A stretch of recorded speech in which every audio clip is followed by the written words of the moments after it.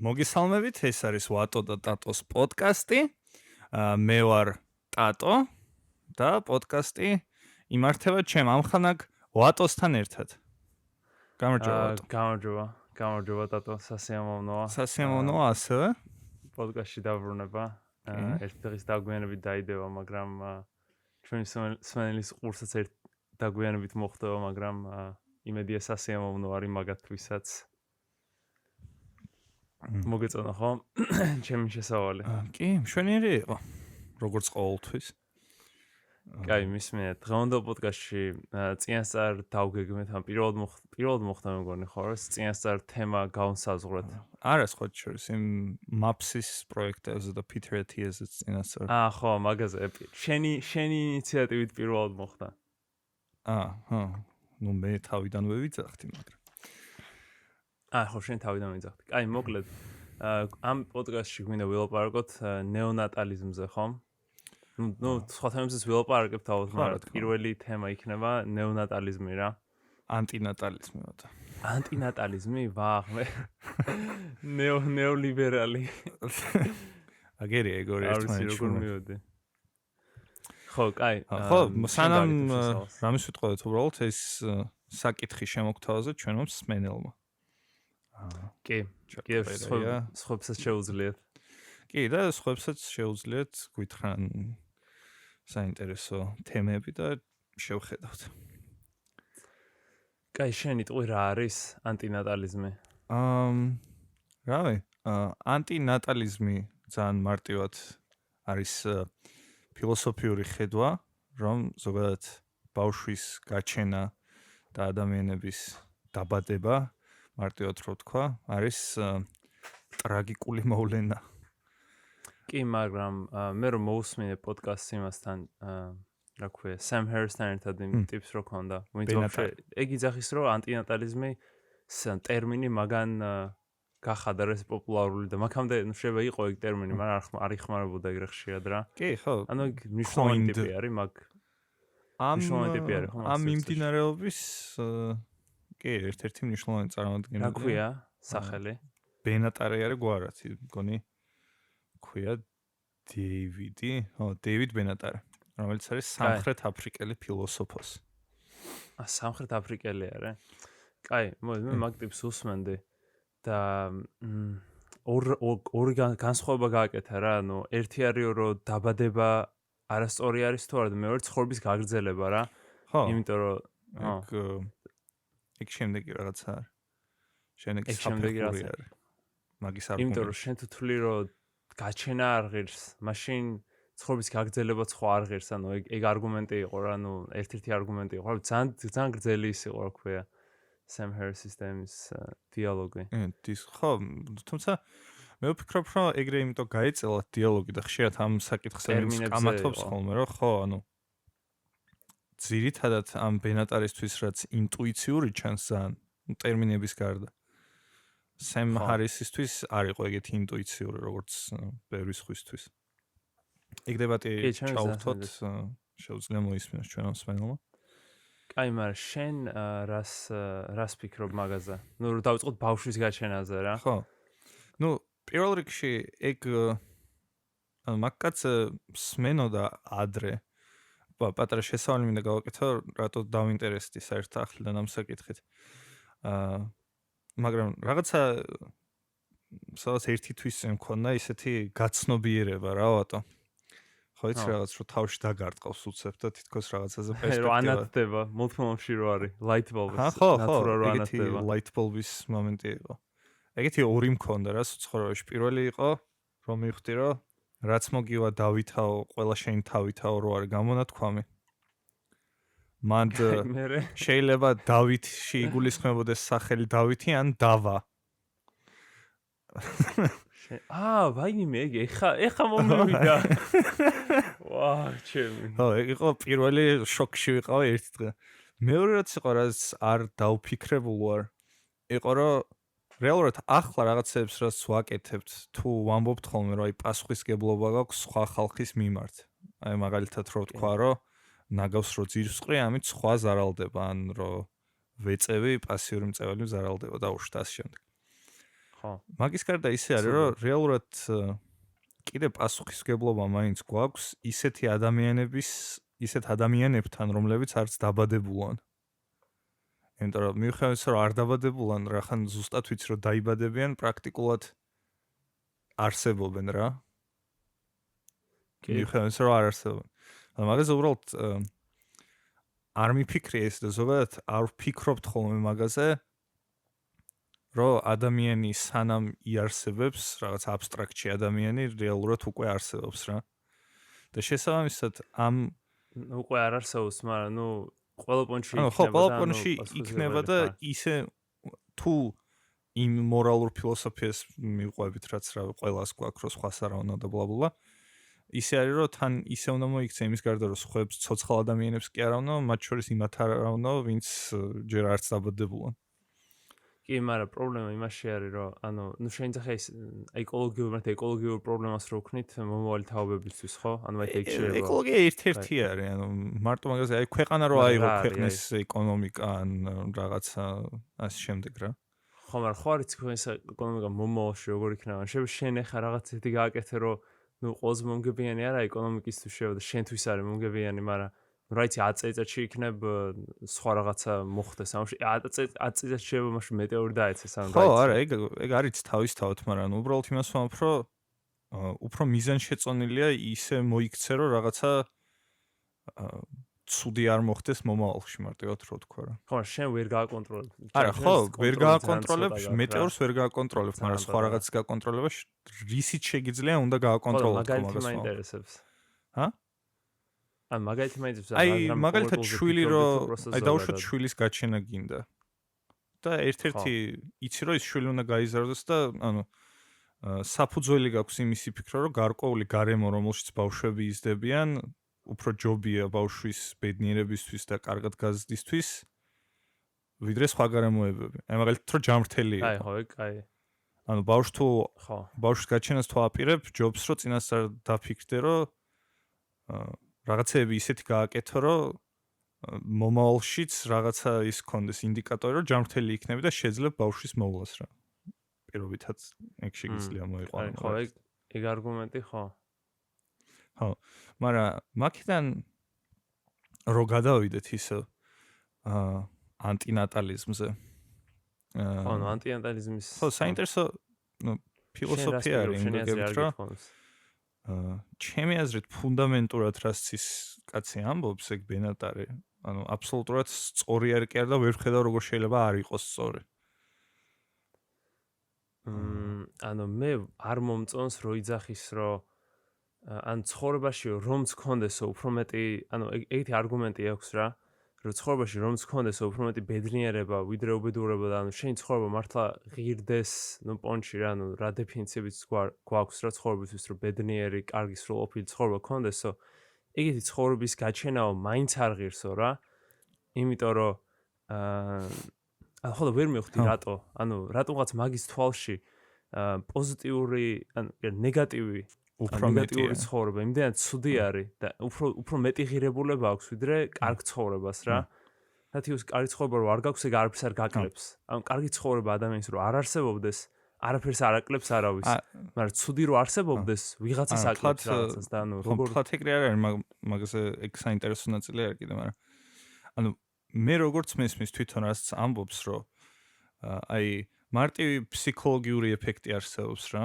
რაღაცა დროის მონაკვეთზე რო აიღო შენ ბედნიერება, მაგალითად რო იყო 5 წუთი ბედნიერი, ეგ შეგრძნება გქონდეს, რომ 5 წუთი ხარ ბედნიერი, ან 5 წუთი გრძნობდე საშინელ ტკივილს. ძალიან დიდი ალბათობა არის იმისა, რომ როგორ თქვა, ტკივილი ყოველთვის უფრო დიდი, უფრო ეფექტურია ხოლმე ვიდრე ბედნიერება რა. უფრო ეცდები, რომ ტკივილი აირიდო, ვიდრე ბედნიერი იყო.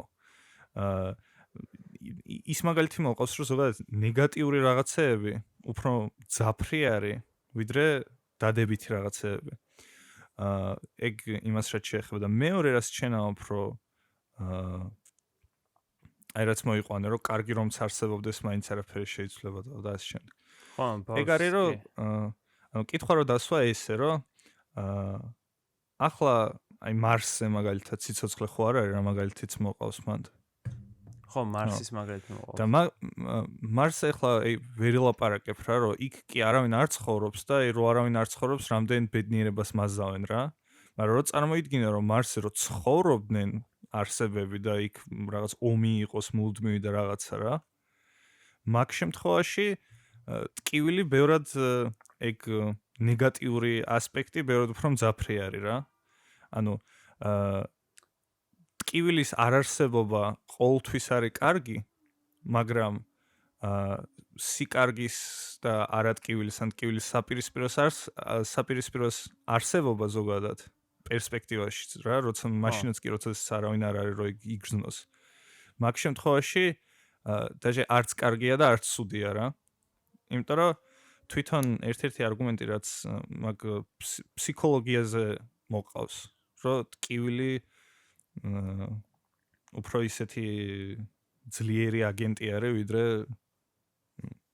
არ კი მე ვაშ არ ვეწინააღმდეგები ან ტკივილი ყველანაირად დროპში რომ დაფიქრდე ადამიანის ცხოვრებაზე ანუ რავი ან შეიძლება უმეტესობა ადამიანის ცხოვრება არის ეგეთი რომ უფრო მეტი ტკივილი არის ვიდრე ბედნიერება და ანუ უფრო მეტი ცუდი გამოცდილების გაატანა უწევთ და ანუ რამდენი კრიმინალი და რაღაც ხდება რა და ანუ რამდენი ადამიანი დამოკიდებული ანუ რამდენი რაღაც ხდება რა და ნუ ღარიბ ქვეყნებში და ნუ სიღარიბის ხვარს ქვემოთ თან ბავშვებს ძირითადად სიღარიბის ნუ უფრო ღარიბი ქვეყნები ხო აჩენენ რა და უფრო ღარიბი ისანი და რავი ყველანაირად არგუმენტი არის რა რომ ხა მაგათი ცხოვრების ხარისხი შეიძლება არ იყოს იმდენად კარგი და ანუ რამდენად ღირს მაგრამ ვერ ხვდები ესე ბედნიერების არსებობა რატო არ იგივე რა ანუ მაგ არგუმენტს ვერ ხვდები მარსის რა იმასაც ხო არ ვიძახით რომ ხო ვიცი ანუ მარსის მაგალითი იყო რომ ხო არ ვიძახით რომ ბედნიერებას მაზავენ მაგრამ ნუ არც იმას არ ვიძახით რომ ვაიმე კიდევ კაი ომი არ არის მარსზე ანუ არც ერთს არ ვიძახით რა რომ მოყავს უბრალოდ მაგალითი როდესაც მარსიანელები არ არსებობენ და ეგ ორი საპირისპირო კარგი და ცუდი მაგალითები მოყავს ანუ ცუდის არარსებობა უკეთესად ჟღერს ვიდრე კარგის არსებობა რა ჩვენ უბრალოდ რახან ადამიანები ვართ ეგრე ვართ განწყობილი რაც სამტკიცებს და მე ის გაჭირებულ ქვეყნებს რაც მოიყვანდა იმაზე ისეთ რაღაც არის რომ ამისთვის მაინც და მაინც მნიშვნელობა არ აქვს მაგას რამდენად გაჭირებული ან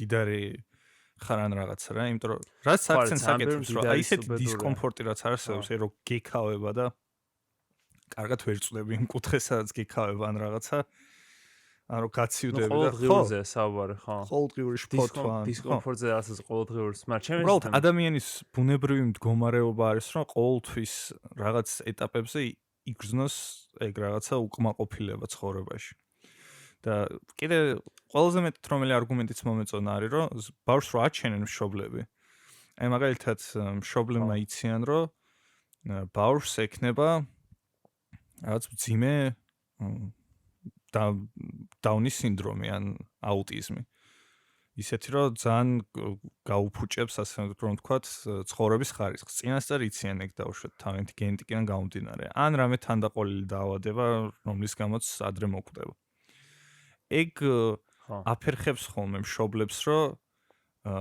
არ გააჩინონ ბავშვი და მაგას აკეთებენ იმაზე დაყრდნობით რომ რაღაცა ნორმალური სტანდარტი რაც არის ცხოვრების რაც თვითონ ხედავენ მშობლები იმას თუ ჩამოცდენილი არის პერსპექტივაში მაგათი ბავშვის ცხოვრების სტანდარტი მაშინ მშობლებისთვის მიუღებელია ხოლმე მაგრამ ეს ამას ეგეთ კითხვას რომ ანუ ეგ სტანდარტი ცხოვრების სტანდარტი ძალიან სუბიექტური განსაზღვრება არის რა მიხდი რომ ანუ კი შეიძლება ვიღაც 13 წლის მოკვდეს დაუშვით, მაგრამ ბედნიერად იცხოვროს ეგ 13 წელი და შეიძლება ჯანმრთელი გააჩინო და 80 წელი ტანჯვაში გაატაროს. ან მეორე ის არის, რომ მე და შენთვის რაც შეიძლება მიუღებელი იყოს, რომ აი ასეთ ბავშვს გაჩენა არ ღირს, იმიტომ რომ იმას ტანჯული ცხოვრება ექნება. ვიღაცის ვინც სადაც აფრიკაში ცხოვრობს უდაბნოში, იმას ძალიან განსხვავებული სტანდარტი აქვს მე და შენგან.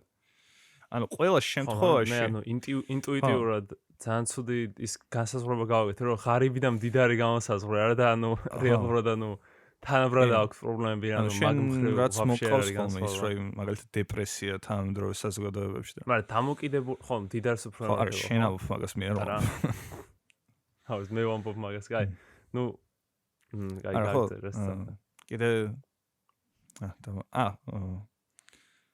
ხო და მან ცალკე საკითხი არის ბედნიერება და იგივე ტანჯვის ცნებები რა. ანუ ტანჯვა ჩემთვის, ჩემი დაკვირვებით, რაც ასოცირებული არის ზოგადად ტანჯვასთან, ბევრად უფრო ნაკლებად არის, ასე ვთქვათ, დამოკიდებული ეკონომიკურ ან კულტურულ ან პოლიტიკურ გარემოზე, ვიდრე ბედნიერება. ანუ იმის თქმა მინდა, რომ ზოგადად ბედნიერება როგორც ცნება, ბევრად უფრო მეტად არის განსაზღვრული გარემოებებით, ვიდრე რაღაც ტანჯვა. ან ეგზისტენციალური ტანჯვა, მაინც და მაინც ფიზიკურს არ გულისხმობ. ნუ ეგ შეიძლება ჩვენ რასაც ვეძახით ბედნიერებას ან რა კონტექსტში ვცვალთ, თორე ანუ ჩემი აზრით რაღაც ხო შეიძლება დეფინიცია სხვა გქონდეს, რაც ანუ ნაკლებად მიღებული, უბრალოდ ანუ მე რასაც ვაწვევები რა მედიტაცია და ანუ იმ მომენტში როცა ხარ რა, ანუ მაგ დროს ხარ ალბათ მარტო ბედნიერი. ტატო რა იყო? და კარგე? შენი ხმა გამიწყდა. ანუ მედიტაციაზე ვიძახდი რა. ხო ხდები რა ჩემ თემას დავუბრუნდი რა. მედიტაცია სიტყვად. ხო, ეგ არის ალბათ ერთ-ერთი ბედნიერება რა, ანუ თუ განსაზღვრავთ რაც კულტურული და კულტურული რაღაც ნორმებით, ანუ ეგ ბანძობა არის რა, მაგრამ ნუ რეალური ბედნიერება როცა მედიტირებ რა. ანუ ხო, მაგრამ ეგ ძალიან სუბიექტურია თქო უბრალოდ იმასო. მათ შორის მედიტაციაც. ნო, ჩემი განმოსახე, ჩემი სუბიექტური. არა, ხო და მაგას ვამბობ, რომ ზოგადად ბედნიერება ბევრად უფრო სუბიექტურია ხოლმე ვიდრე ტანჯვა. ანუ როგორ რაღაც არის, აი მაგალითად ზოგი ბევრად მეტ რაღაცას უძლებს. ხო, ანუ აი მაგალითად პირობითად რა იყო, რომ ბედნიერი, ანუ სტანდარტული ისეთი მუდმივი ბედნიერებისთვის, მაგალითად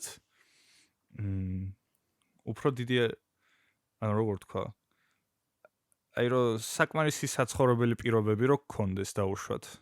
რაღაცა ტიპის ტანჯვები შეიძლება არ განიცადო, როგორც არის, რომ აი რაც შიმშილით არ მოკვდე და ასე შემდეგ რა. რაღაცეები შეიძლება არ დაგემართოს. შიმშილით არავინ არ ხვდება დღევანდელ დღეს, ნუ აი საქართველოსნაირ ქვეყანაში შიმშილით არავინ არ ხვდება. არა, სხვა რაღაცა იყოს დაუშვათ. ხო. უსახლკარობა რა.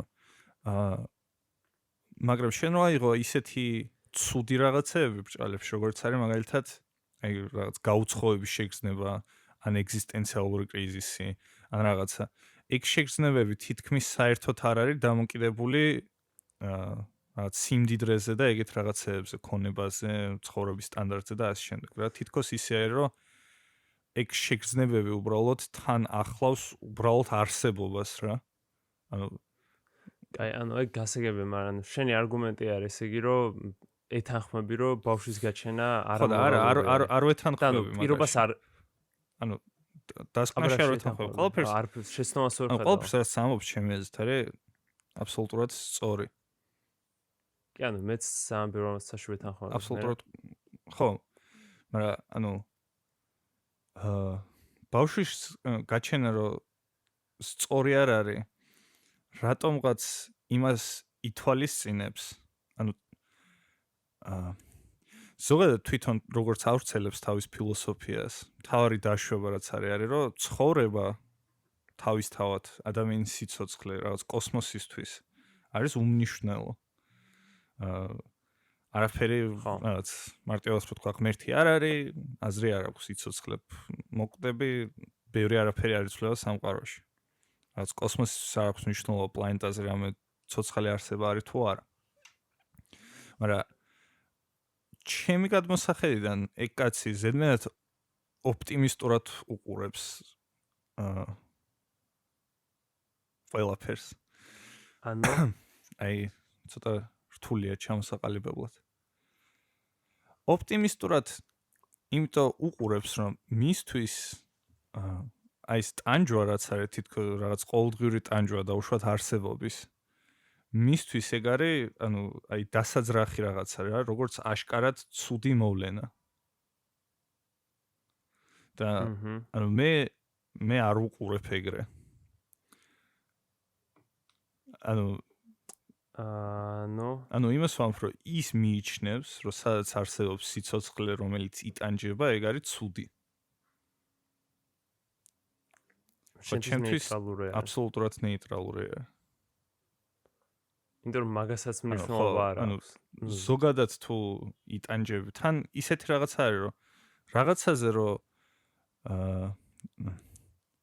რაღაცა რომ ჩავთვალო სწორად ან არასწორად, ან რომ ჩავთვალო ღირებულია თუ არა საერთოდ მაგაზე ლაპარაკი. მაგისთვის წინასწარ უნდა ვიცოდე, რომ დაუშვათ რამე რომ გავაკეთო, შეიცვლება თუ არა ეს. ანუ აი მარტივად რო თქვა, რომ ვიცოდე, რომ ასტეროიდი დაეცემა დედამიწას 5 წელში და ვიცი, რომ საერთოდ არაფრის გაკეთება არ შემიძლია. მაშინ საერთოდ რა აზრი აქვს მაგის განხილვას, მაგის იმპლიკაციების განხილვას რა. ანუ იგივენაირად რა პრობლემასაც სახავს ამ ბედნიერების და უბედურების და ასე შემდეგ. ეგ კაცი. ანუ ბავშვები გაჩდებიან ყოველთვის. ხო. არაფერი არ შეიძლება მაგხრივ. ასე რომ რა აზრი აქვს რომ მაგაზე ვიკამათო. კაი, არ ვიცი, ვერ გავა ძალიან დამამნევად ხსნით, ტატო, არ ვიცი, ჩემთვისაა ძალიან დამამნეველი და მაგაიგო. მაგრამ მანდ ორი არგუმენტი ხო იყო, ანუ ერთი იყო ბავშვის გაჩენას და მეორე, ანუ ორივე არ თანხმები რა თქმა უნდა. ცხოვრების გაგრძელება იყო მეორე. მაგრამ მაგას ძალიან უცნაური აზრი აქვს, რომ ანუ ბავშვის გაჩენა არ ღირსო, იმიტომ რომ ამდენი ტანჯვა და რაღაც მოვავსო. მე სემჰერსი ეუბნება, რომ მაშინ რომ ხაი დღესვეო ყველა ადამიანი, ყველა 7 მილიარდი ადამიანი ძილში რომ მოკვდესო, უმტკივნეულოდო, ეგ უკეთესი არ იქნება სამყაროსთვისო, იმიტომ რომ ეს ნეგატიური თუ ეს ტანჯვა და რაღაც მოშორდება ყველას. ან ისე რომ ანუ ძილში ანუ ისევ წყდება ჩემი ხმა, ერთ სერვერს შევცვლი რუსეთზე. გადავედით რუსეთში. აი, ეხლა წეს თუ კეცად უნდა იყოს. მისმინე სემჰერსზე ვიძახდი რა, სემჰერსი ხო ეუბნება რომ 7 მილიარდი ადამიანი ყველა რომ გაიპაროს ძილშიო, ეგ ხო კარგი იქნებაო რა, იმიტომ რომ ეს უბედურება თუ რაც მოკლდებაო ხალხსო რა, ჯამში. და თქოს ძალიან ლოგიკურად ჟღერს ხო, ანუ მე იდეაში ჩემს მაგას უნდა ფიქრობდეს კიდევაც რა ის ტიპი. თუ ფიქრობს რომ გაჩენა ბავშვს არ შეიძლება, მაგრამ იძახის რომ როცა უკვე დაბადებული ხარო და როცა უკვე ცოცხალი ხარო, უკვე შენ გადარჩენის ინტერესი გაქვსო რა და სიკვდილი არისო რაღაც ძალიან ცუდი რაღაცაო და მე მას არ ვეთანხმები, ანუ რატო არის სიკვდილი, ვითომ ძალიან ცუდი რაღაც და ანუ უნდა მოერიდო ყველაფრის ხარჯზეო რა, ანუ თუ არ გვინდაო სიკვდილიო ადამიანს და ამდენს ვაკეთებთ რომ არ მოვკვდეთო, ის იგი ძალიან ცუდი რაღაცა არისო. მაგრამ უშვებს იმ შანსს რომ შეიძლება არასწორი იყოს და არასწორი არის. არა ხო, უბრალოდ იმას ვამბობ, რომ მაგით იმას ამს რომ ზოგადად რაღაცა ორგანიზმი უკვე რო ცოცხალია, ინტერესი აქვს, აი ძალიან რო შეხედო ბიოლოგიურ ან ინსტინქტურ დონეზე, რომ სიცოცხლე შეინარჩუნოს. ანუ შენი ორგანიზმი ანუ ერთადერთი თვითმკვლელობა შეგიძლია ძალიან ცნობიერი გადაწყვეტილებით. არა ცნობიერი და ისეთ გარემოში რომ აღმოჩნდე, სუიციდური რომც იყო. და რომ გადადიოდე გზაზე, რომ სიკვდილი არ იყო შენი მიზანი და უცებ მანქანა რომ დაგიპიპინოს, გამოიხედები, შეტრიალდებიან, ეცდები რომ სწრაფად გადახვიდე რა. მაგიტო არის ზოგადად თვითმკვლელობა ძალიან რთული რაღაცა. რომ შენი სხეული რას საკეთებს, რეალურად იმის საწინააღმდეგო გინდა გააკეთო. კი, მაგრამ ჩემს დეგ იმ შემთხვევაში, როცა რა მართლა არ ღირს შენი ცხოვრება რა, ანუ მართლა მაგას ფიქრობ, ანუ ისე რატომ უნდა მოგინდეს თავის მოკვლა. აი რა, მე მგონი ეს თემა ამოვწუროთ რა, რაღაც ისეთი თემა არის რა. ხო, არის. არის თქმა გინდა. არაფერს რა. ანუ არგუმენტი მესმის სავსებით რა სამს მანდ პენატარი და ვიზიარებ. ხო, მეც მესმის, მაგრამ ძალიან ისეთი არგუმენტი არის რა, თან აი ძალიან ხშირად ეგ არგუმენტი ისმის ხოლმე ზედმეტი მოსახლეობის არგუმენტად რა, ძირითადად ანუ ეგეთ თემებზე ლაპარაკობენ, ვინც იძახიან რომ რაღაც რამდენი შინელი არის და ვაიმე ანუ არ ვიცი, ანუ რაღაც ეგეთი თემა არ არის. რომ მოსახლეობის ასოციაცია არის, რომ ხალხი აღარ ბევრი ხალხი ცხოვრობს ისედაც და არა, ეს ხო ძირითადად მაგ კონტექსტში არჩევენ ხოლმე.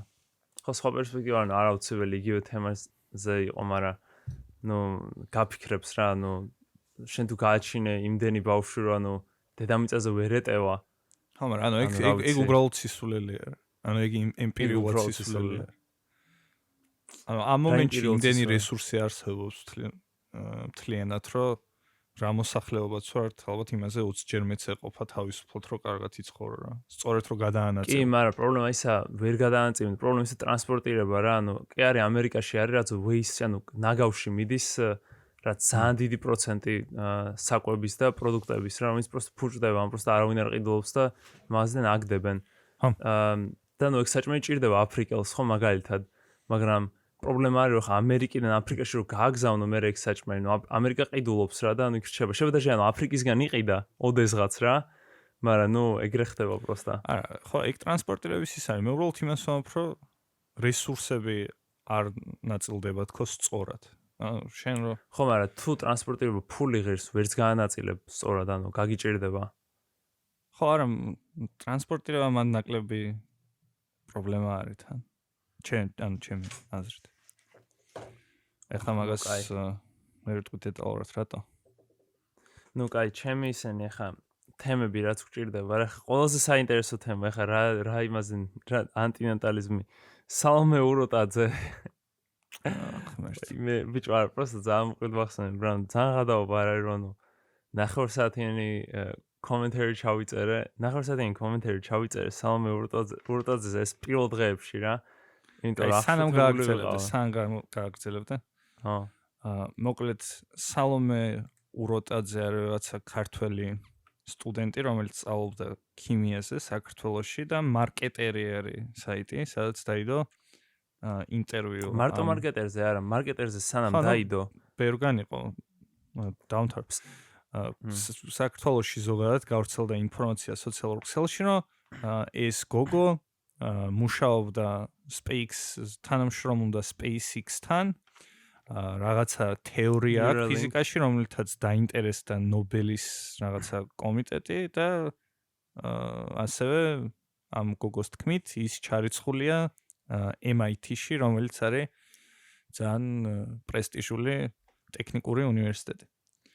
მაგის გარდა და მარტო SpaceX-ში კი არ მუშაობს, თან თანამშრომლობს, რაღაც Ubisoft-თან არ თანამშრომლობდა კიდე რაღაცებს. Neuralink-ში, ორივე, ეს Elon Musk-ის ორი კომპანია რაც არის, ორივეში თანამშრომლობს. მერე Rockstar-ისთვის მუშაობდა Jaeger, რაც game development რაც კომპანიებისთვის, ღადაობით არის просто დაწერილი Facebook-ზე რა, ოდესღაც ღადაობით იყო დაწერილი და მერე ალბათ გააწყვიტა რომ რა ვიცი, ტყუილი გაიკეთებინა რა. და მარკეტერი სამ დაწერდა, იქ იყო Touch-ის ფესტივალზე და რაღაც ფესტივალებზე იყო გამოსული რა. არ ვიცით რა თქვა, მაგრამ არ არის ჩანაწერი, მაგრამ გამოსული იყო და მერე აიღო მერე დაწერა მარკეტერმა მაგაზე. ხო, არა, ხო და საქმე იმაშია რომ ბევრი ადანაშაულებს ამ გოგოს რომ იტყუებაო, იმიტომ რომ არ უნდა რა დაშორებს, გაყალბებული არიან, Photoshop-ით არის შესწორებული ის რა ქვია, MIT-ის ის ფურცელი როდეუს და შეგიძლია ყველა შეუძლია შეამოწმოს, ანუ შეგიძლია შეხვიდე, ჩაიწერო და გახსნა Word-ის ფაილით რა. ნებისმიერ იმას ტექსტს რაც კითხულობს და წერია პირველ ხაზში Photoshop-ი, რაც არის, მეტა დატა არის თვითონ ფოტოსი რა, რომელსაც არ წაუშლია, იდეაში ხო რა. შემდეგ ეს თქო. არა და ხო, იმაში არ ჩანს არსად რომ SpaceX-თან არც ერთი MIT-ში, MIT-ის დატაბეისში GitHub-ზე ამის დაწერილი კოდი არავის არ უნახავს, არც admission-ში არის. რომ დაგუგლო, ერთი კვლევაც არ არის და ერთი მაშიც არ არის, просто ძალიან გადაობა. არაფერი არც LinkedIn-ი არ აქვს, სამუშაო პროფილი, არაფერი რა. და თან ისტორია ძალიან გადაობა რა. მე ძალიან გაოცებული ვარ როგორ უწერია რა. იმიტომ უწერია რომ მე მოკლედო სკოლას ვაცდენდიო, ბოლო რაც 6 წელი სკოლას ვაცდენდიო, რაღაც მე-4 კლასიდან ლამის არ მიულიაოთ, მე-6 კლასიდან სკოლაშიო. და იმიტომ არ დავდიოდი რომ შემეძლო სწავლაო რა, ეგ ძალიან გადაობა, იმიტომ რომ რეალობაში რასაკეთებდა ალბათ რომ უსაქმურობდა და რუსთაველზე ბირჟაობდა, იმიტომ რომ მეტალჰედი არის და იგეთ სასწავთან, ძველი პოსტები უდოს, მე ძალიან ჩაურმავდი რა, შევედი ძველი პოსტები ვნახე, რა ქნა დადებული. ცდილობდი ყველანაირად რა გამეშიფრა ეს ადამიანი რა. როგორი უსაქმური ვარ მე.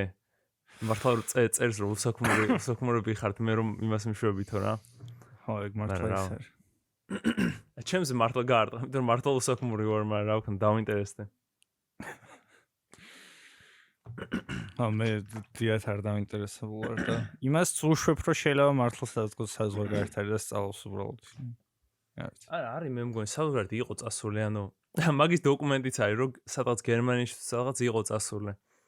მაგრამ ნუ სადღაც წასული იყო გერმანიაში უფასო არის ვაფშე სწავლა და ანუ ერთი რასაც იტყუება და ეგ ნახდათ ვიცი რომ ანუ არც ერთი მეცნიერი რომელიც რამე თეორიაზე მუშაობს არ ამბობს რომ ჩემი თეორიით რომელიც წერას ახლა ვასრულებ ნობელის კომიტეტი დაინტერესდა. ხო, ან ერთი ნობელის კომიტეტი ეგრე არ ინტერესდება და არ მოდის და გეკითხება აი ახლა რა კვლევაზე მუშაობ. და მე კიდე ანუ თვითონ განცხადება არის ისეთი პომპეზური რომ აი ახლა თეორიაზე ვმუშაობ, რომელსაც დავამთავრებ და ნობელი ანტიხალხი, ნობელის კომიტეტი ინტერესდება რომ ანუ აშკარად ეთყობა ჩემი აზრით, ჩემი განმსახედიდან, რომ მაგ გოგოს თეორიაზე არ უმუშავია ზოგადად. ანუ თეორიაზე მუშაობა უბრალოდ რომლებიც მე ნობელს იღებენ ხოლმე ის ხალხი, რომლებიც რაღაც ჯერ თეორიებში ნობელს არ ეძლევენ, პროსტა უნდა დასაბუთდეს. მაგრამ ის ხალხი, ვინც რაღაცაზე მუშაობს მართლა, ის განცდა ძალიან იშვიათად აქვთ ხოლმე, რომ მართლა რაღაც გრანდიოზულს აკეთებენ. რეალურად არის ხოლმე, რომ მეცნიერი რაღაც დაინტერესდება, იმას უთმობს თავის მთელ ცხოვრებას და მერე შეიძლება ძალიან შემთხვევით აღმოჩნდეს, რომ მართლა რაღაცა მნიშვნელოვანს მიაგნო. და უბრალოდ ისეთი განცხადება იყო, რომ ძალიან საოცრებაა თან თავისი დაც არის ჩართული რა, ანუ Facebook-ზე ხოლმე რაღაც პოსტები დაწერა რაღაც ის და თავისი და არის ჩართული, რომელიც რაღაც მხარს უჭერს და ანუ რაღაც ყველაფერი რა, იქ აი და დედამისის Facebook-იც კი დადეს და დედამისიც ანუ მთელი ოჯახი ყავს შეყვანილი ამ ტყუილში რაც და ანუ არ ვიცი, ანუ ჩემი აზრით ძალიან კარგი მაგალითი არის რომ აი ტყეები რომელიც აყალბებენ რაღაცებს რა, ანუ ჩემი აზრით ქართულ სივრცეში არ ხდება ხშირად და ანუ ვერ ხედავენ რა, რომ ინტერნეტში პროსტ ტიპი დებს ამდენ ტყუილს ამთან მარკეტერი წერს ამაზე სტატიას ამდენ რაღაც წერს და პროსტ ის ტიპი იჯერებენ, იმიტომ რომ შეხვიდე რომ ნახო მარკეტერზეც და იმაზეც ძალიან ბევრი წერს, ვაიმე ყოჩახი გოგო და შენ ხარ ჩემი მოტივაცია და მანდ ასე შეხედე რომ ანუ რომც იტყუებოდეს და არ იტყუებოდეს რა მნიშვნელობა აქვს. ბიჭო, ის რომ ანუ ძალიან უაზრობას იძახს. MIT-ზე იცი რა უწერია? MIT-ზე უწერია რომ მოკლედო ხوار ან დავიწყე ამას ლაპარაკი რომ 6 წელი ხوار დავდიოდი სკოლაშიო. მერე ამასობაში რაღაც ვითომ მუშაობდიო, ხო? და მერე ანუ არაფერიო არც ნიშნები არ გამიგზავნიო MIT-ში რო ვაგზავნიდიო, არც არაფერი რაც საჭირო იყო არ გავაგზავნეო რა. SAT არ დამიწერი, არაფერი არ დამიწერი, პროსტ აი სამოტივაციო წერილიო გავაგზავნეო და всё, მიმიღესო რა საოცრად. მეც ახლა უბრალო უნივერსიტეტში ხوار გავაგზავნიდიო, პირდაპირ MIT-ში გავაგზავნე და მიმიღესო და აი ხდება ხოლმე სხვათა შორის. ბიჭო, არა, ესე ანუ იცი როგორ თემა არის, TOEFL ან არც ინგლისურის მოთხოვნილება და ის არ დაუწერე, ანუ არა, ელემენტარული სცენი არის. SAT-ზე დარწმუნებული არ ვარ, მაგრამ ხანდახან არის ხოლმე მართლა ეგრე, რომ რომელიღაცა უნივერსიტეტი, რომელიც შეამჩნევს, რომ ვიღაცა ძალიან gifted ტიპი არის, აძლევენ საპატიო დიპლომს. კი, ეგ საპატიო დიპლომი ეგრო. ანუ რეალურად არ გისწავლია საერთოდ უნივერსიტეტში, მაგრამ დიპლომს გაძლევენ. ხო, ეგ არის ძალიან სერიოზულ ტიპებს აძლევენ და ეგ არის როცა უკვე მიღწეული გაქვს რაღაც მაგ სფეროში და ასე შემდეგ. საპროსტა უნივერსიტეტში მიღებაზე საპატიო დიპლომზე ხო არ არის. და ანუ მოთხოვნილებები არიან უნივერსიტეტში რომ მიგიღონ, ძალიან ელემენტარული მოთხოვნილებები არის. უნდა დააწერო ეს SAT რაღაცა, უნდა დააწერო ეს TOEFL რაც ის რომ პროსტა ისე რომ ინგლისური შეგიძლია ეს, რომ შეგიძლია ეს რა. ანუ ეგ დიდი რაღაც კი არ არის, ანუ პროსტა basic მოთხოვნილება არის და ტიპ ანუ ეგენიც კი არ გავაგზავნეო და ანუ ანუ ეს ისტორია პროსტა ზღაპარი ხო არის რეალურად ზღაპარი რა და ანუ ძალიან ცუდი ზღაპარი არის რომ არაფერი არ გავაკეთე, არ ვიშრომე, არაფერი სკოლას ვაცდენდი, უსაქმური ვარ, ნუ უსაქმური ვარ, პროსტა ნიჭიერი ვარ და მაგით მოხდე. მთელი ეს აი უსაქმური და ნიჭიერი განვითარება ჩემი თვიშრომეო ბევრია. თელ ჩემ დროს მაგას უთმობო. ეგ არ არის ყოლა.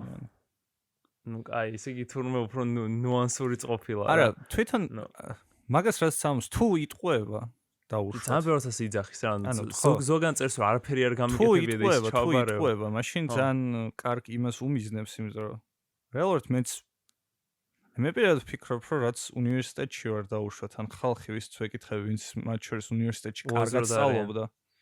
ხო, ამბობენ, რომ ისე უნივერსიტეტს გარეთ ან სკოლის გარეთ ბევრად მეტი ისწავლეს, ვიდრე უნივერსიტეტში ან სკოლაში და ეგ ძალიან მართალია არის. ჩემი პირადი გამოცდილებითაც. ჰარვარდშიც რო სწავლობდე, იგივეს გეტყვის, ანუ ეგ ყოველთვის ეგრე არის. ანუ თლათ ეგრე არ არის. ჰარვარდზე არ არის. საქართველოში განსაკუთრებით ეგრე არის.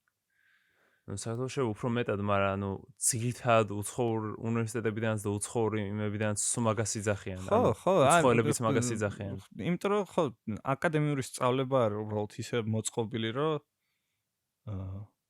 რეალურად სწავლობ ისეთ რაღაცებს, რაც გამოდგება შენი დასაქმებისთვის და არა ისეთ რაღაცებს მაინც და მაინც რაც შეიძლება თვლიდე, რომ შენთვის არის მართლა მნიშვნელოვანი.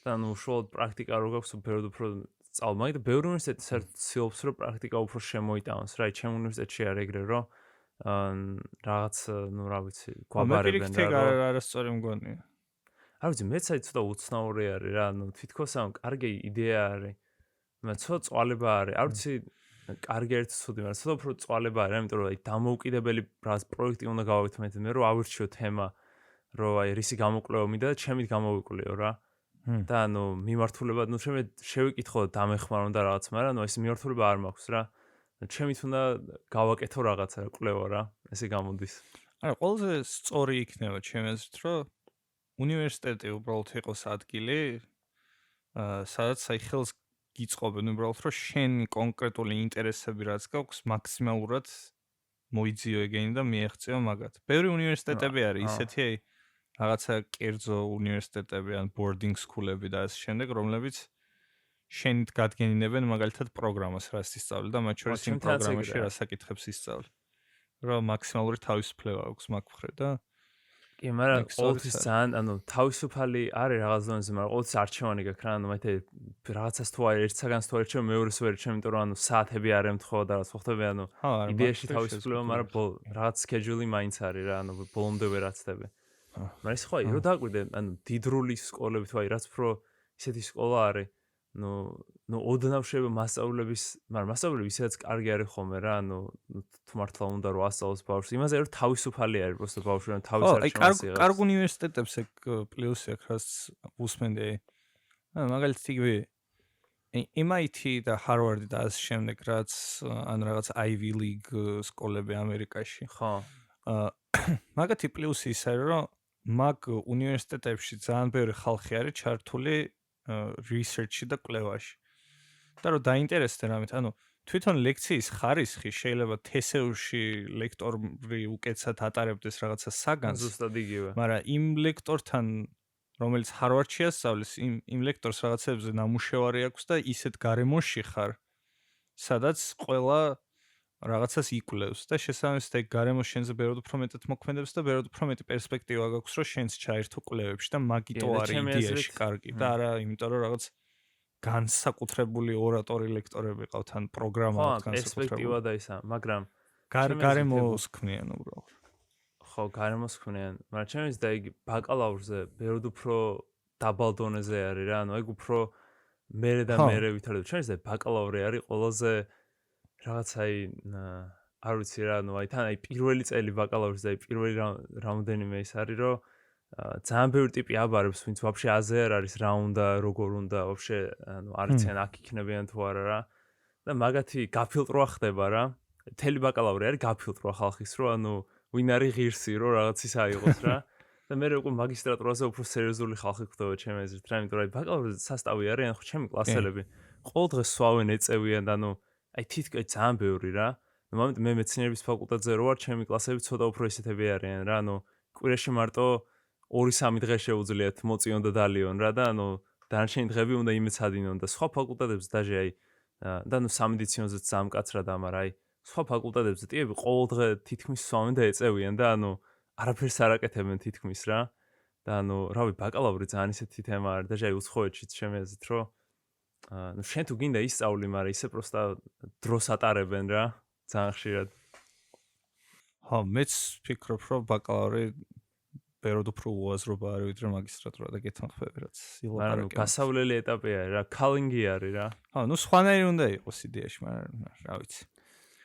კაი, ტატო, მისმინე. ვისაუბროთ რა იმ სტანფორდის ექსპერიმენტზე რა. ნუ პროსტო ვახსენებ რომ ვისოსის მაინდფილდს უყურებ რა. უყურებ რა. ჯერ მოდი სტანფორდის ექსპერიმენტი რა არის ეგ თქვი.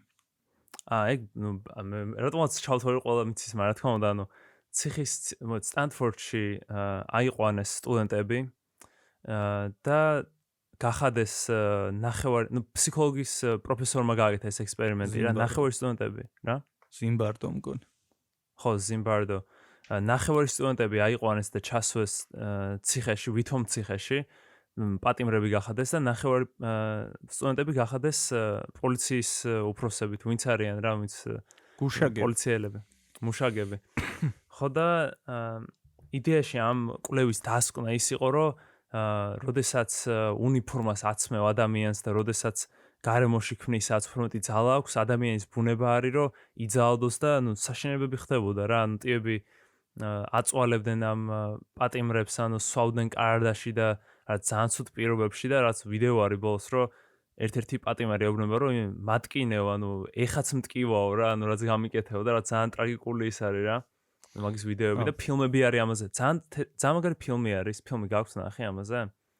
ძალიან რეალისტურად არის, თან ძალიან ბევრი რაც ხდება ფილმში, არის პირდაპირ აღებული ნამდვილი კადრებიდან. რა ქვია რა ფილმს? აი ის სიმპათიური ბიჭი თამაშობს. არ ვიცი. სიმპათიური ბიჭი? Stanford, რო დაგუგლო Stanford Prison Experiment ფილმი პირდაპირ ამოვა რა. კაი, და ვისოსმა რა მაგას? ვისოს კიდე თუ აქტიურობთ არც ვიცოდი. ეს Stanford Prison movie. ნახავ რა. ეგრე ქვია. Stanford-ის ციხის ექსპერიმენტი პირდაპირ ეგრე ქვია ფილმს. ვისოსი თავის არხზე არ ვიცი რასდებს, ნუ მეც აღარ ვუყურებ, მაგრამ ეს Mindfield არის ძალიან მაგარი ისე რა, ჯერ prison experiment-ზე რას იძახის რა. იძახის, რომ ძალიან უაზრობა იყო რა, ანუ ძალიან კარგი ნარატივი არის რა, ძალიან კარგი ზღაპარი არის, რომ ნუ ესე მოხდა და ასე შემდეგ, მაგრამ რო დაფიქრდე, კვლევა იყო ციხეზე. ვინც ჩაეწერა ამ კვლევაში, ყველა წინასწარ წაიკითხა, რომ ციხეზე ხდება ექსპერიმენტი და უკვე დიდი შანსია, რომ უფრო მოძალდე და უფრო ისეთი ტიპები შეხვდნენ რა ამ კვლევაში.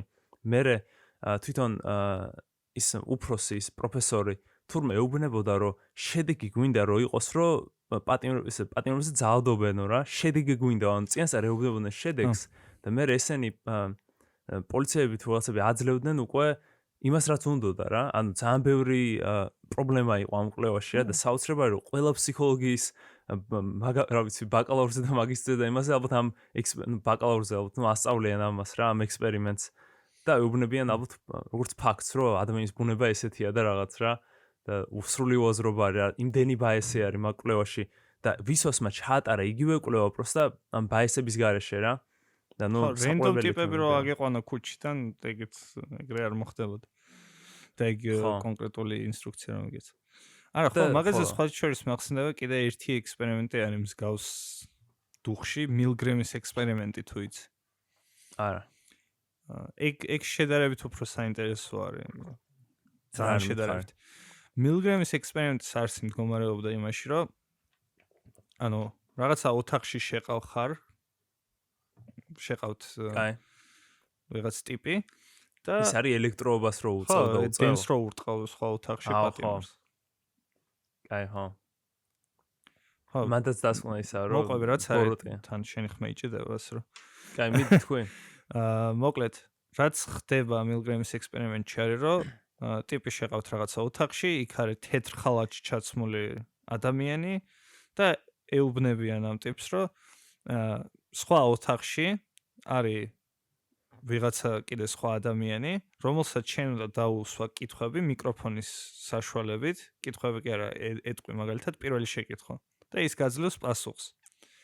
შენ გიდევს პასუხების ნუსხა და თუ გაძლევს არასწორ პასუხს, ანუ რაც არ შეესაბამება იმას, რაც ფურცელზე კი წერია, უნდა დაარჭირო კნოპკას, რომელიც მაგას დაარტყავს მცირე რაოდენობის დენს. და ნელ-ნელა ზდი ამ შოკს. და რაღაც მომენტში ის პაციენტი იქიდან ყვირის, ვითომ სიამბლეში არ ურტყავს დენს. მაგრამ ისე არის რომ შენ იცი რომ ურტყო. იქ ყვირის ეუნება გაჩერდი რაღაცა, მაგრამ ეს თეთხალათიანი ტიპი რომელიც გიზის ოთახში გეუნება რომ გააგრძელე ექსპერიმენტი და ბოლოს მიყავს იქამდე რომ ვითომ კლავ იმ პაციენტს.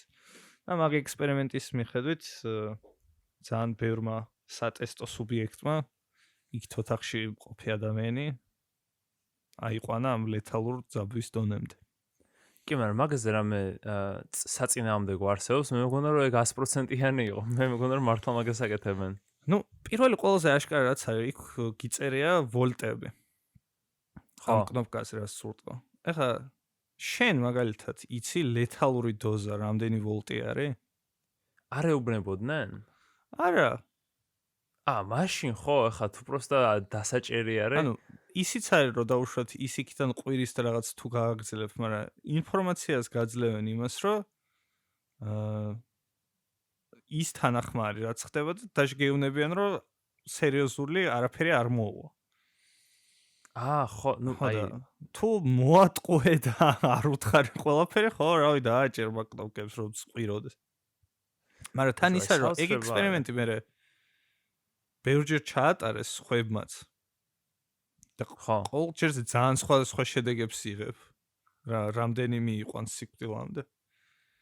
ანუ ერთადერთი რაც შეიძლება ასე თუ ისე გითხრას მაგ ექსპერიმენტმა, ისე როგორც სტენფორდის ექსპერიმენტმა. არის რომ როდესაც ქმნი ისეთ გარემოს, სადაც წინასწარ განწყობილი ხარ ისე რომ ბრძანებებს იღებ რაღაცა ავტორიტეტისგან, ემორჩილები მაგ ავტორიტეტს რაღაცა ზედმეტი კითხვების გარეშე. ანუ ვიღაცა რომ შემხვდეს რაღაცა კრიზისულ სიტუაციაში პოლიციის უნიფორმაში და რო არ ვიცოდე მართლა პოლიციელია ის თუ არა, რას მეტყვის ალბათ გავაკეთებ ინსტინქტურად, რომ ისე რომ არ დავიწყო მისი მიზეზების განხილვა. მაგარი. მოკლედ, მაგ შემთხვევაში ორივე ექსპერიმენტი სასრიგოა, მაგრამ იმის იქით ადამიანურ ბუნებას ლაპარაკი ძალიან ზედმეტია. ხო, თან, ნუ ძალიან ინდივიდუალურია რა, ანუ ის როგორ შეარჩევ შენს ვის არჩევ. სხვა არის. და ნუ აი ვისოში ძალიან კარგად იძახიან მაგას რა და ანუ ძალიან გამიკვირდა რომ ანუ ვისოსი ვაფშე მეგონა რომ ჩაკვდა რა და ანუ ძალიან კარგ ამ ეპიზოდს აკეთებს. თან აკეთებს YouTube-თან ერთად რა, YouTube Red თუ რაღაც რო არის რა. სერიალი სპონსორობენ ფასიანი, მაგრამ ფასიანი არ არის, ანუ აშკარად უფასოდ უყურე მე რა. და მაგის გარდა სხვა შორის ვისოსმა გაკეთა ეპიზოდი, სადაც ayahuasca swells live-ში DMT-ს. ხო და ნუ ეგეც არის რა და ჩემზე ძალიან კარგი ის არის mindfield ნუ ნახოს ხალხმა. არა, ვისაც კაი ტიპი იყო, ადრე მახსოვს მომწონა. ადრე კაი ტიპი იყო, მაგის შემდეგ ცოტა აღარ გავასებოდა დიდად. ძალიან ბევრი. просто თეატრალურია ძალიან და მეზარება ხოლმე რომ იმანჭევა მითხრას პირდაპირ სათხარ. კიდევ ისე მაგის გარდა მაგას უყურე რა. მაგის გარდა ის რა ქვია, Vice-ის ძალიან ჩაუჯექი რაღაც Vice-ის დოკუმენტარიებს რა. Vice, ნუ რა ვიცი, ისეთი რეპუტაცია აქვს, ზოგს არ მოწონს, ზოგს მოწონს, მაგრამ იმაზე იყო ურუგვაის პრეზიდენტზე და ურუგვაიში რომ რაც ლეგალიზება არის, პირველი ქვეყანა იყო თურმე, სადაც ლეგალიზება იყო პლანის და ეს პრეზიდენტი ჰომოსექსუალების ქორწინებასაც მხარს უჭერს და რაღაც რა, ძველი. ეს ეხლა ვინც არის რა, აქამდე ვინც იყო რა. და ესეთი ანუ ჰიპი პრეზიდენტი როგორ ყავდა თან, ანუ 80 წლისაა კაცი რა. და ეგეთი ლიბერალი და ეგეთი მუსიკა არის თუ რაღაც. ხოსე არის? ხოსე ხაიმას. ნუ რა ვიცი, ამ მაგარი ტიპი არის რა, თან ხო ფერმაში რო ცხოვრობს. ნუ მე სად ვიყავი ამაზე რომ ამბები ვრცელდებოდა ეს რომ პრეზიდენტი იყო რა, თუმცა არ ვიყავი ჩაძიებული. შეიძლება ბევრმა იცის რა უკვე მაგ ეგ მაგარი კაცი იყო, მე ის იყო რა ქვია. საწინააღმდეგო იმაშო. ბრაზილიის პრეზიდენტი რომელიც დაჭერ სამხრეთ ამერიკას ძალიან რებელი პრეზიდენტები ყავდა, ეგეთი ჩვეულებრივი ტიპები რა. სხვა შორის ბრაზილიაში იყო ეგეთი პრეზიდენტი ლულა, რომელიც დაიჭირეს ციხეში კორუფციის გამო. რამდენიმე წელი იყო მგონი, მაგრამ რაღაცა ჟურნალისტებმა, კარგმა ჟურნალისტებმა გამოაშკარავეს, რომ ძალიან ტყუილა დაიჭირეს ეს პრეზიდენტი და შეთქმულება იყო რეალურად და ეხლა გამოუშვეს ციხიდან და ძალიან დიდი იმედი არის ბრაზილიაში, რომ ბოლსონარო ეხლა ვინც არის ბრაზილიაში კრიმინალი დარტყმული პრეზიდენტი ვინც ყავთ ეხლა, იმას გაუშვებენ და აღდგება სამართლიანობა. ნუ ეგეთ ქვეყნებს ძალიან რთულად აქვს საქმე რა, ეს სამხრეთ ამერიკის ქვეყნები ძალიან ცუდ დღეში არიან. მაგრამ კაი ეს ვისოს, ვაისი. ხო, ნუ ვაის უყურებდა. კაი, მეგონი ეს პოდკასტი თავისი გაწყვეტებით, მოკლედ ესე იგი, რამდენი გაწყვეტა, გამოწყვეტა, ნუ სმელი ვერ შეამჩნევს, მაგრამ რამდენიმეჯერ გაგვიწყდა პოდკასტი კავშირი დავკარგეთ. რო ვიტყვი ჭედავს ხმა. ხო, მაგრამ ნუ გადასვლებს გავაკეთებ რა. მოკლედ ბევრი რაღაც მოხდა, ვიტირეთ, ვიხალისეთ. ბედნიერებამ გადაფარა, არ გადაფარა ტანჯვა, ანტინატალიზმი, მოკლედ ჩვენ საყოველთაო კუთხეს მიუბრუნდეთ ჩემი აზრით. შემიძლია დავიწყო. კაი, მიდი. ამ კვირაში კარგი რაც მოხდა ბოლო კვირას იყო რომ წინა პარასკევს ვიყავი თავისუფალ უნივერსიტეტში, სადაც არის ხოლმე ტარდება მოცალეობა ქვია. რამდენიმე კეთილი ამხანაკი და რამდენიმე ლექტორი ვიკრებებით ხოლმე და რაღაცებს ვიღაცას თუ აქვს რამე მოსაყოლე თემაზე ლექციის სტილში ტარდება ხოლმე. და ჩემთვის ძალიან საინტერესო თემაზე იყო საუბარი, ცოტანი ყავით მან 1-5 კაცი, მაგრამ კრიპკეს და ვიტგენშტაინის ფილოსოფიაზე. და შემიძლი ხარ. მაგას გარდა კიდე სახალისო რაც მოხდა, იყო რომ ვიყავი კინოფესტივალის ერთ რაღაცა ფილმზე Dog Barking at the Moon, ქვია მგონი, ჩინური ფილმია. რომელიც საკმაოდ ცუდი იყო, მაგრამ მომენტებში ისე ცუდი იყო, რომ უბრალოდ სასცილო იყო და. ვაუ, ეგ იყო სახალისო. შენ კი რა მოხდა ბატონო? მე ნინას და ჩამოვიდა ჩვენთან. ნინას და ჩემ შეყვარებულის და ჩამოვიდა. შეყვარებული ყავს? გვესტომ რა. ხო. ჩამოვიდა. და რა ვიცი, პარკში კი არა, მასტრიხში არის რა ცენტრი რა, სადაც რა ვიცი, რაც აკეთებენ ახალი წლისთვის, რა ფიგურული ის რა ქვია, ყინულზე რო სრიალებ რა ქვია? ფიგურული სრიალი? ფიგურული სრიალი. ყინულზე იმ ფეხებზე რო იკეთებ რაღაცებს. ციგურებით სრიალი. ციგურა არის აშკარად დიდი რაღაც რო მოკლედ რა ფიგურული რაღაცებით სრიალებდით. შენ ციგაში გეშლება ციგურა ბატონო. ციგა არის დიდი რაღაც რომელსაც ჩდები ციგური არის. პატარა რაღაცა რა ფეხზე რასაც იკეთებ. ეგ არის ციგური. და ეშმაკის ბორბალზე ვიჯექით და რაღაცები იყო რა მოწყობილი, მან გავედით ერთხელ ნიასთან ერთად კიდევ გუშინ ვიყავი ბრუსელში. რაღაც ჩრდილების თეატრის საანხავად. და რაღაც მუსიკა, მე მგონი მარტო ჩრდილების თეატრი იქნებოდა რა და თუმცა რაღაც მუსიკაც იყო და მუსიკა ძალიან მოსაბეზრებელი იყო რა. პირველი 1 საათი იყო მარტო რაღაც კლასიკური მუსიკა და პროსტა არ ვიცოდი რა მექნა რა. ყველაზე ბორინგი არის. ჩემ ბეჭედი ხომ მიკეთია რომელიც ჩემ რაც ძილს და აქტიურობას ზომავს რა. ბეჭედმა ჩათვალა რომ ის 1 საათი მეძინა. ჩათვალა რომ მეძინა, შენ მარტო 21 Savage-ს უსმენ ასე რა. ბიჭო არ მეოსება რა, კლასიკურ მუსიკას ვინ უსმენს პროსტა და რო ვიყურებოდი დარბაზში ყველა იყო მელოტი ჭაღა რა, ყველა ძალიან ასაკოვანი ხალხი იყო რა, ჩვენი ასაკის აშკარად არავინ არ იყო თავისი ნებით წამოსული რა. მე ერთხელ ვიყავი სხვა შორის 2 წელი და მე ძალიან მომეწონა. ხმა არის პროსტა კაი რა. ხო, ჩრდილების თეატრი იყო მე და ჩრდილების თეატრი საინტერესო იყო უფრო. აი, მშვენივრად გაგიტარებია კვირა. ერთ-ერთ, მაგრამ მე ხო მოვდიოდით უკან რა. და წამოსულიყავით, რაც 11-ზე იყო ავტობუსია, ჩვენ 11-ზე გამოვიდოდით, პირველზე აქ ვიყავით რა. 2 საათი არის სულ რაც ბრუსელი ჩვენგან. და რა შემომჩნია რომ PM-ის მაგირო 11 PM-ის მაგირო 11 AM-ზე მქონდა ნაყიდი ავტობუსი. შემდეგი ავტობუსი იყო 3:30-ზე. 3 საათნახევრის შემდეგ რა. ხო.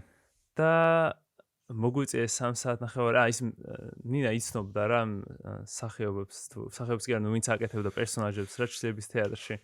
და მაგათთან მივედით, რაც სვავდნენ მათ ველაპარაკეთ, პოდკასტის შესახებ მოუყევი შემოусმენენ.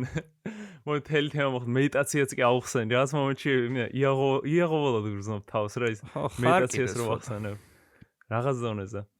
ბიჭო, კი, მაგრამ ის როგორ თემა არის? რო ველაპარაკებ, ახლა ყოველთვის რაც ეგეთ თემაზე მივდივართ ბოლომდე, თავისით მიდიან რა, მე ხო არ მიმყავს, ანუ და შენ მიყავს შენით, ვერ ხვდები უბრალოდ. იხადავე და ანუ რო დავიწყოთ ლაპარაკი, ან პირდაპირ დაიწყო ლაპარაკი ეკოლოგიაზე, ხორცის წარმოება, ან თემას ვწერ მაგაზე ზუსტად, რო აი ხორცის წარმოება როგორ მოქმედებს ეკოლოგიაზე და ხორცის წარმოებიდან მედიტაციამდე დიდი გადასვლა არის და მან შენით გადაიყვანა. მან იყო ადამიანი ბავშვებს რო შენიშნებს აძლევენ, რაც ეგრო პრობლემა არისო და ანუ რაღაც მოდი არ ვიცი, ბევრი თემა იყო რა. მაგრამ ძალიან კაი იყო, ძალიან სასიამოვნო იყო მან ლაპარაკი და რავი, ისე ძალიან სწრაფად გავიდა დრო და მე ისე მივედით იმ ავტობუს გაჩერებაზე, 5:09-ზე ჩამოვედით მასტრიხში, დილის მივედით სახში დავიძინეთ და აი ცოტა ჩვენი პოდკასტის ჩაწერამდე ცოხნით ადრე გავიღვიძე რა. და რავი, მაგარი იყო მაინც ყველაფერი ჯამში. ძალიან მაგარი, მთელი დღე ბრუსელში ვისეირნეთ. მიხარია? თეატრი ვნახეთ. ამჯერად მოცვის ჭამის გარდა რომ რაღაც გააკეთე. კი. ოღონდ აი ერთი რაღაცა. ნუ ეს პოზიტივ ასპექტი, ანუ ეს რა ვიცი, საოცრება იყო რა. არ მეგონა რომ მე ესეთი რაღაც დამემართებოდა თუ არა, ხა თან ესეთი თეთრი როცა ვარ რა. წარმოიდგინე, მივდიოდი ველოსიპედით ჩემი სახლიდან და ჩემი სახლიდან რომ გამოდიხარ, ნუ მან просто ხოლმე ჩვეულებრივი ქუჩა არის რა, მან შეგიძლია ველოსიპედით გადავე. და ანუ გამოვიდი ველოსიპედით, მაგრამ ველოს ტიპი იყო და აშკარად არ დავევასე რა. ანუ ეს ტიპი ჩაცმული ფორმაში რა, რომელიც აკონტროლებს რო რაღაც რა ვიცი რაღაცებს და გამაჩერა რა. ანუ ველოსიპედით ნუ დადიხარო და რაღაცები დამიწყო რა. როცა არავინ არ იყო ჩათვალი რა, ანუ აი კაცი შვილი არ იყო ჩემთან ახლოს რა. მაგრამ ანუ ძალის გამოყენება მოუნდა რა, ეტყობა Stanford-ის prison experiment-ის პონჩი რა. რაღაც გადმომიყვანა რა. ხო ისედაც გადმოვდიოდი ან მეთქი იქიდან რაღაცა არ ვიცი რაღაცები მითხრა ჰოლანდიურად. მე ინგლისურად მეთქი ბოდიშით რაღაც უთხარი რა. დავიწყე გავიარა და გაიხედა გვერდით და შემომაძახა go back to your country-ო ტიპმა, go back to your country-ო, ანუ ალბათ მაგის მეტი ინგლისური არც იცის რა, წარმოიდგინე. და просто შემომაძახა go back to your country და просто ძალიან გასაკვირი იყო რა, რომ ანუ მე არ მეგონა რომ ვიღაცა. ხო, ანუ რადგან თეთრი ვარ, არ მეგონა. წარმოიდგინე შავკანიანებს როგორ. ხო, წარმოიდგინე ახლა მე თუ შავი ვიყო, ანუ რამდენჯერ მეტყოდა რა, ანუ ეგეთნაირი ტიპი. ვაუ, ანუ დისკრიმინაციას კარგი. ანუ даже ეგეთი რაღაცებიც ხდება თურმე ჰოლანდიაში, თან აი მასტრიხი ისეთი პატარა ქალაქია და ისეთი რა ვიცი რა, ვერ წარმოვიდგენდი რომ ეგეთი რაღაცებში მე ცხოვრებაში დამემართებოდა, მაგრამ თან მასტრიხში რა. ესე, ჩემ ქვეყანაში მომ დავაბრუნდე და ესე 24 დეკემბერს დავაბრუნდები. ჩავიწერთ რაღაცებს. მაგამდე ჩვენ მსმენელი გვისმენს. იმედი მაგ კარგ ხასიათზე არის. იხარისა ჩვენი პოდკასტით. ძალიან მადლობელი ვართ, რომ გვისმენენ, თუ გვისმენენ, რავი. და რავი, ძალიან მაგარია რა.